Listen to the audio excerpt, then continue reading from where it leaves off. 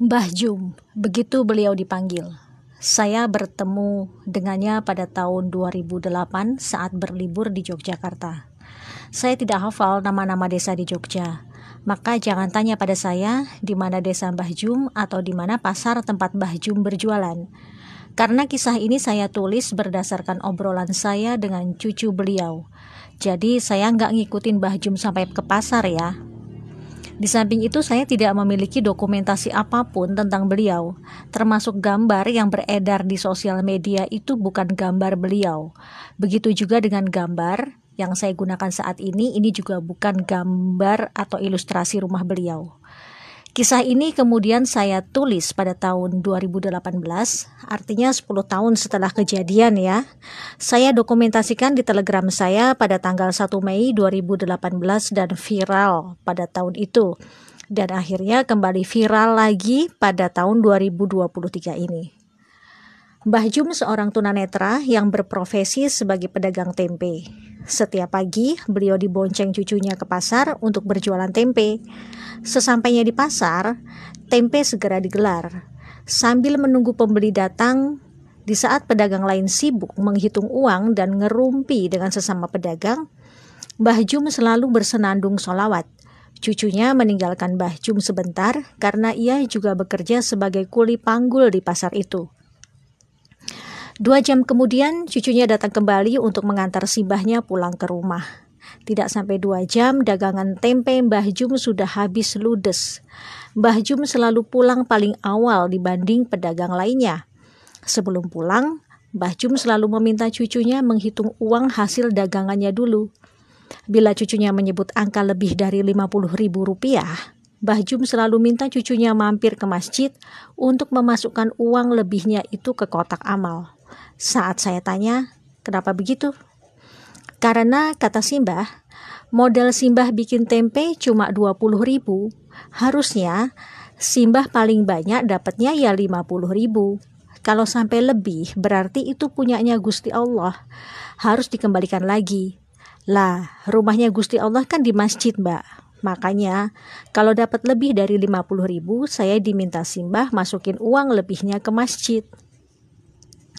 Loh, kalau sampai lebih dari 50.000 itu kan hak Simbah.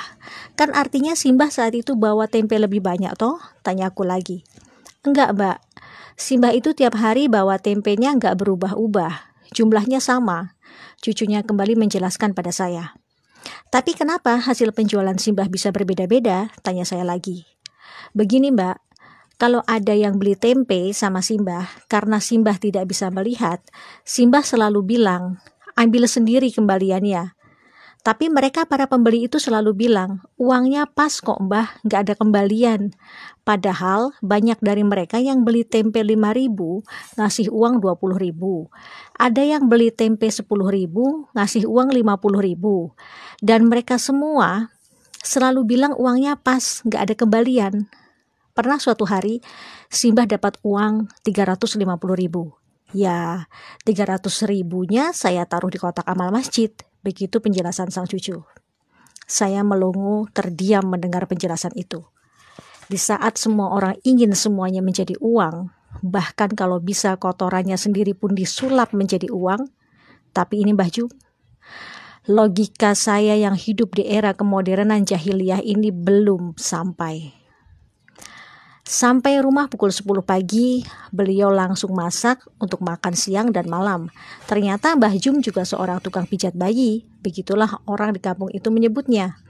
Jadi bila ada anak-anak yang dikeluhkan demam, batuk, pilek, rewel, kejang, diare, muntah-muntah, dan lain-lain, biasanya orang tua mereka akan langsung mengantar ke rumah Mbah Jum. Bahkan bukan hanya untuk pijat bayi dan anak-anak, Mbah Jum juga bisa membantu pemulihan kesehatan bagi orang dewasa yang mengalami keseleo, memar, patah tulang, dan sejenisnya. Mbah Jum tidak pernah memberikan tarif untuk jasanya itu, padahal beliau bersedia diganggu 24 jam bila ada yang butuh pertolongannya. Bahkan bila ada yang memberikan imbalan untuk jasanya itu, ia selalu masukkan lagi 100% ke kotak amal masjid. Iya, 100%. Anda kaget? Sama, saya juga kaget. Ketika saya kembali bertanya, kenapa harus semuanya dimasukkan ke kotak amal? Mbah Jum memberi penjelasan sambil tersenyum. Kula niki sakjane mboten pinter mijet. Nek wonten sing seger waras mergo dipijet kalih kula, niku sanes kula sing damel seger waras, niku kersane Gusti Allah. Lah dadose mbayare mboten kalih kula, tapi kalih Gusti Allah. Beliau bicara dalam bahasa Jawa yang artinya saya itu sebenarnya nggak pinter mijit. Kalau ada yang sembuh karena saya pijit, itu bukan karena saya, tapi karena Gusti Allah. Jadi bayarnya bukan sama saya, tapi sama Gusti Allah. Lagi-lagi saya terdiam, lurus menatap wajah keriputnya yang bersih. Ternyata manusia yang datang dari peradaban kapitalis akan terkaget-kaget saat dihadapkan oleh peradaban sedekah tingkat tinggi macam ini. Di mana di era kapitalis orang sekarat saja masih bisa dijadikan lahan bisnis. Jangankan bicara gratis, dengan menggunakan kartu BPJS saja sudah membuat beberapa oknum medis sinis. Mbah Jum tinggal bersama 5 orang cucunya. Sebenarnya yang cucu kandung Mbah Jum hanya satu, yaitu yang paling besar usia 20 tahun, laki-laki, yang selalu mengantar dan menemani Mbah Jum berjualan tempe di pasar. 4 orang cucunya yang lain itu adalah anak-anak yatim piatu dari tetangganya yang dulu rumahnya kebakaran. Masing-masing mereka berumur 12 tahun laki-laki, 10 tahun laki-laki, 8 tahun laki-laki, dan 7 tahun perempuan.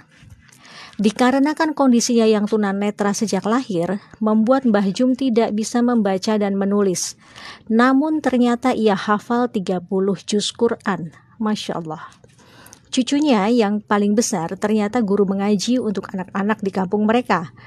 Keempat orang cucu-cucu angkatnya ternyata semuanya sudah khatam Quran. Bahkan 2 di antaranya sudah ada yang hafal 6 juz dan 2 juz. Kula niki tiang kampung, boten saged ningali nopo-nopo ket bayi. Alhamdulillah kersani Gusti Allah, kula diparingi berkah, saged hafal Quran. Gusti Allah niku benar-benar adil kalih kula. Beliau bicara dalam bahasa Jawa yang artinya, saya ini orang kampung, tidak bisa melihat apapun dari bayi. Alhamdulillah kehendak Gusti Allah, saya diberi keberkahan, bisa hafal Quran. Gusti Allah itu benar-benar adil sama saya. Itu kata-kata terakhir Mbah Jum sebelum saya pamit pulang. Saya peluk erat dia, saya amati wajahnya.